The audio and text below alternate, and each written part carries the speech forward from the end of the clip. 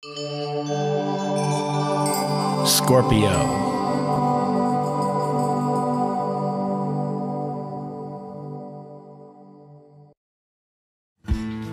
Do you follow Karen's daily scopes yet? If not, and wonder what they hold, click the sample link below and listen to both the Astro scope and Tarot scope, and get a feel for what you can expect in your love, career, and financial outlook for today.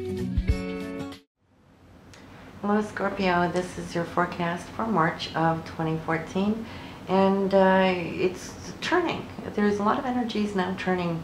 We're seeing shifts going on, and some of this ties in with the double new moons that we have this month. Some of it ties in with retrogrades that are starting to power up here at the top of the month, and also Jupiter now kicking back into action. So you'll see that at least that sense of optimism and that feeling of being jovial is reawakening here for you, where Jupiter has been retrograding in your 9th house.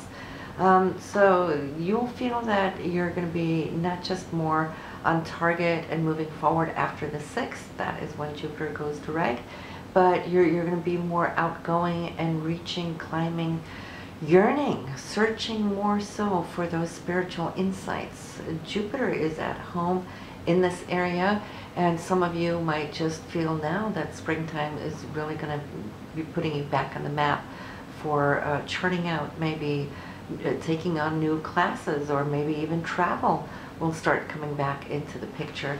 Now some of you did travel a lot here last year when Jupiter was here in this area for you and moving forward, and then it just kind of came down to a halt and slowed down a little bit and had you reflecting over your philosophies, over your outlook on life, and maybe tweaking it a little bit. But now it's ready to kind of lift, rise, and push forward. And we love when Jupiter works with us. Even though Jupiter's retrograde is never really a heavy, difficult one, because it's so positive that it's really hard to have a negative retro.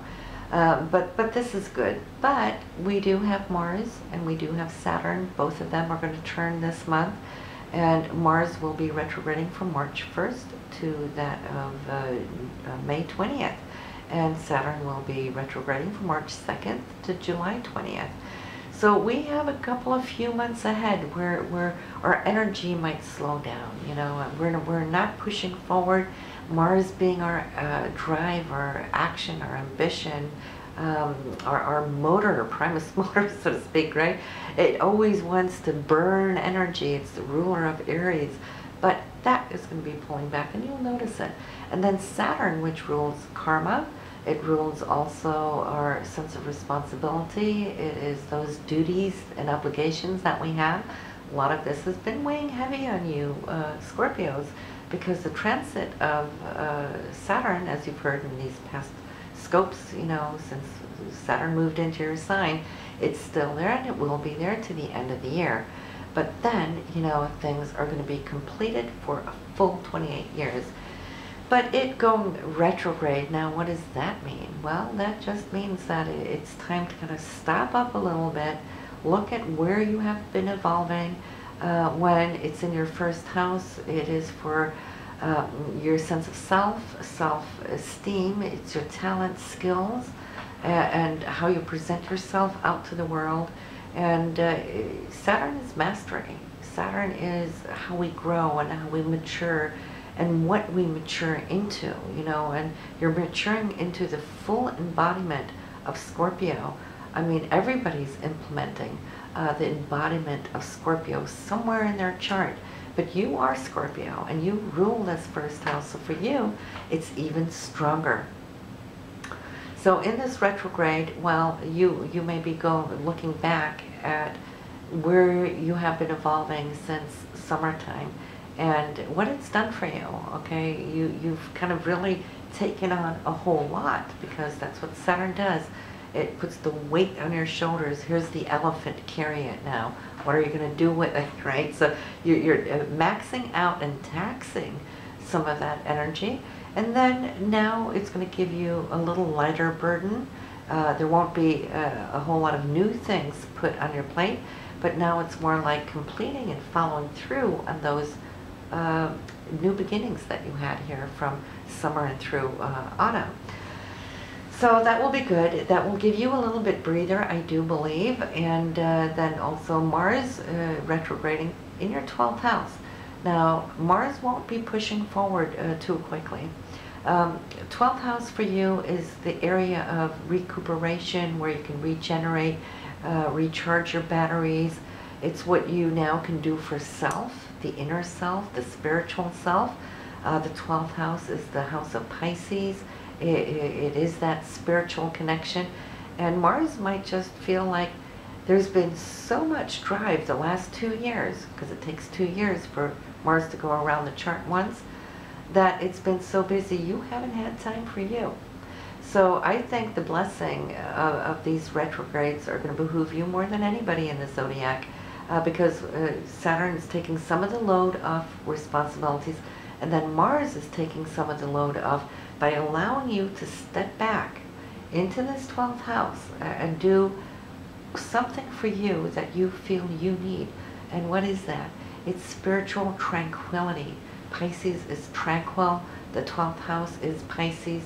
It's asking you to go sit by a body of water, go hug a tree, do your yoga, your meditation, listen to music, you know, and shut some of the world out. Not that that's always easy to do, but at least, you know, as much as you can do. And especially now having Mars here in a water house, and then having Jupiter, which is one of the old co-rulers of Pisces, is up in the 9th house, which is also seeking its way up into spirit, you know, and expanding your vision of your outlook on life and cosmos. So you might take some time off to more contemplate these things, so that you could be feeding spirit as much as you're feeding your body. And Jupiter is moving forward in this area, so it's going to be supporting that you step back, okay? And that also means that those around you perhaps now will be supporting it. Now, in this area, as you recharge, I'm seeing that the area of the 5th house is lighting up. The 5th house is all about having fun. It's your self-expression. It's you, your inner child coming out playfully in a new way. The sun is there. The new moon, the first new moon of the month, March 1st, mark that date, is going to be here. And just the first couple of days, that new moon is still going to be passing over Neptune, which is also in this area. So what does that mean? To me, I see that you're going to have a new spurt of fun, drive, and creativity. It might also be more time spent with the children, for those of you who have children in this area. And the new moon is all about putting down intentions. So this month, it should be all about promising yourself that you take time off for you just to have fun. No obligations. You know, however you choose to set it up, whether it's an hour a day, or it's a day a week, or, you know, a weekend, a month, where you just let everything else go, where you, what should I say, where you honor this inner child that needs to play, because Saturn's been heavy there, see? And honor the inner child that he or she needs to come out. And having Mars up there in the 12th house is definitely going to be supporting this, because the sun and the new moon is in the sign of Pisces. Mars is up there in the 12th house of Pisces. So it's powering up the sun, it's powering up the moon, and Mars being retrograde is like, it's fine. It's okay to take time off, because you're here now to recharge. So in that, put down your intentions that you promise yourself to just take off and do whatever it is you want to do. And the second new moon for you this month will come on the very last day here. Well, not last day, it's March 30th. And it will be in your 6th house. So the second new moon will help you to find your intentions for now that you've come out throughout March. You know, you put the intentions of having more fun. So when you come to the second new moon, it's more like, wow, this month has been transformative. This month has been healing. This has been fun. Now I promise that I look at my daily schedule. That's the 6th house. your day-to-day routines, your health regime. And I can nearly see how you're promising yourself that you're going to chart this out on your calendar, you know, for weeks and months to come, that this is going to be a part of staying healthy and balanced as far as leveling up those things that are important to you.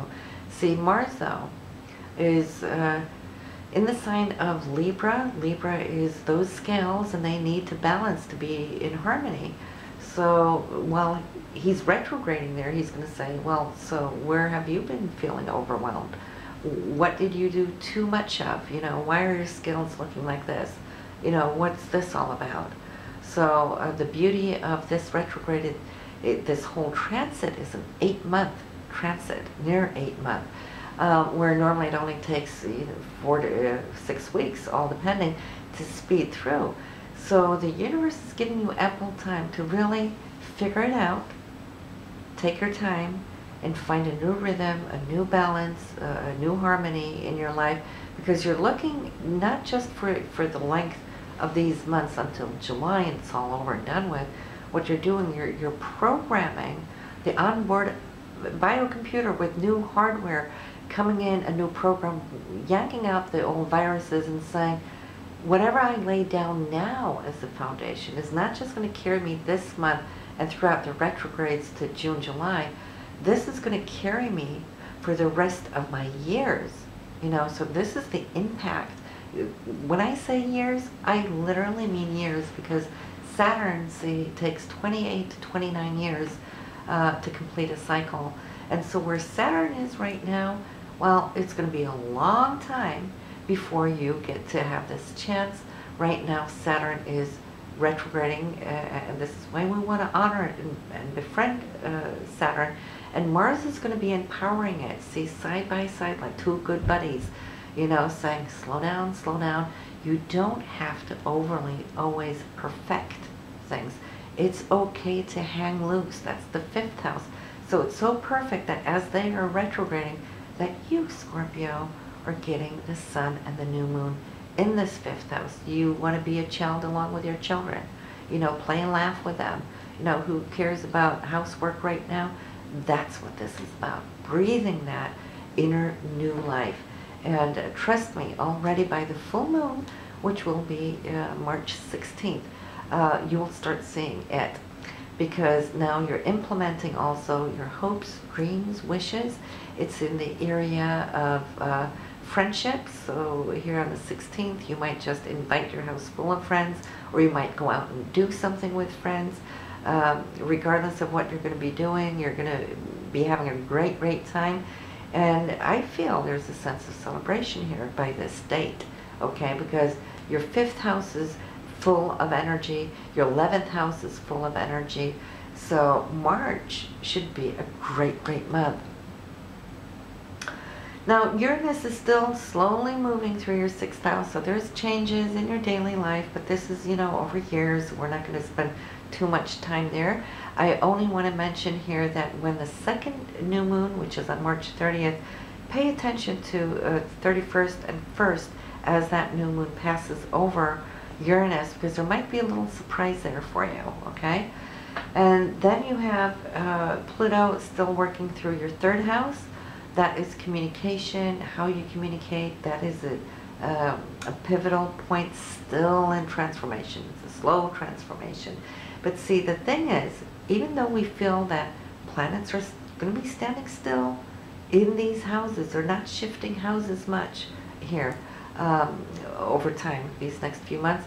The daily astroscope shows us the faster moving planets, the Sun, Mercury, Moon, on dates when things are activating. So yes, you will have still action and happening coming in, and days where it will be a little slower. So that's what the daily astroscopes are good for. And for those of you who already felt well familiar with the taroscopes, totally different from the astroscopes. The taroscopes kind of shows us more in a lively way, people coming in and out of our life here on a daily basis, who you'll be interacting with, speaking with, and your romance, your career, your finances from a day to day. So, you know, Separately, they stand totally alone, and together they fulfill each other, where the daily aspects of the stars, and then also the tarot showing more who is involved in your life on a daily basis. That is what is going to be helping you to kind of come through these months here where things are a little slow in the transit part of your solar scope. So let's look here, Scorpio, for you. Top of the month, we have the Sun and Jupiter. Beautiful trine going on there. So that's you, your essence, its expansion, opening up here, and Jupiter just about ready now to take on a forward direct motion again. Not quite, but the trine is powering it up. And then on the 3rd, you have good news here. The Sun and Pluto doing a sextile. That's something coming in and confirming to you. This will be in the area between the 3rd and the 5th house. So some good news either regarding your child, or maybe around your child coming to you, or it could also just be a creative project coming in, which this area is all about as well. But I'm seeing like endings and new beginnings here powerfully. And then we have Venus, which has been retrograde here for a long time, and moving through Capricorn. Capricorn in your chart is the 3rd house. So 3 months in this area, it's now going to shift its focus. And Venus is love. It's your desire. It's what you want and need, right? It is relationships. It's also your financial. It's moving out of this serious Capricornian area. And some of you here, maybe late January, could have felt that something shortcutted in communication, or there was an extra expense coming up. That's because Capricorn ruled by Saturn in that area might have come in to tweak something, but it's going to renew itself, all right? Because now Venus is going to be moving into the 4th house, which is home, family, the past. It's going to feel like it's going to be lighter, a little freer energy here from March 5th onwards. Then we have the Sun and Saturn. Saturn in your 1st house and the Sun in the 5th house. This is a great day. This is on the 13th. And it is a beautiful golden angle. You're going to feel strong about something that is coming into being, shoring up. It's wanting to secure something for you. Okay, this is coming to you. But it's coming from a creative part of your chart. Something that you might not have expected, but coming in and solidifying. And only you will know exactly what that means for you. And it's going to be a follow-up on this the following day on the 14th, where Mercury and Mars are going to have a talk, also beautiful trine, and that is then for you between the 4th and the 12th house. So I think the validation or communication can be from family members, and it tweaking into your spiritual soul level. You know, Mars up there in that 12th house. So pay attention to those 2 days, 13th and 14th of March. Mercury is going to move out of the area of the home. It was retrograde there all of February, then moving forward here again early March, but then it will be passing out of the area of the home and into that fun spot of your chart. 5th house, creativity, children, communication with them. Could even be small trips, weekend trips, going off maybe to the mountains or to the ocean and spending time here. So anytime after the 18th should be good. There might also be an unexpected surprise taking place here on the 18th, so you might want to see what that brings along. But that's coming from family again. Family and something, how this piece of news or whatever is being shared with you somehow, one way or another, will impact how your day-to-day routines will lay out in the future. So something there. We have a lot of inspiration, and I feel it's a creative, maybe even a spiritual sensation on the 22nd. For you, it's going to be in the creative area. Your 5th house is really active and going here this month there, Scorpio. Mercury and Neptune. So an inspiration, a vision. It could be an epiphany, something coming to you that's just going to be so clear, bright as day. And for those of you who are quite creative, and many of you Scorpios are, you might just sit down and write or draw or paint or sculpt or dance, something, just in order to kind of embody this beautiful sensation of emotion here, 22nd. Then we have the last few days of the month, and all of these days here are beautiful. So you're ending March here with communication of something from either far away, it could be from out of town, out of country. It's Jupiter and Mercury doing the dance with their golden trine. So some good news, and then we have the 28th with more good news coming in to solidify it, just like those 2 days back to back. They're on the 13th, 14th. We've got two more of them here, 26th and 28th. And then by the 29th, I think whatever news you had on the 26th will now be visual. I was about to say visual in your account. This is in your Saturn, your karmic account, okay? Maybe for some of you in your bank account, because Venus is tied into the Saturn. So who knows? It could very well be. And in that case, it's something that's going to come from the area of family that's coming directly to you, to your Saturn, your karma, what you have worked for, what you have earned. Karmically, I feel the universe is going to be bestowing upon you. So pay attention, 29th, great day, but you have lead-up days there from the 26th. So Scorpio, I wish you a beautiful March, and I will catch up with you in April, and we'll see where the saga goes. But in the meanwhile, listen to your moon and rising sign, and I'll catch you next month. Bye now. Do you follow Karen's daily scopes yet?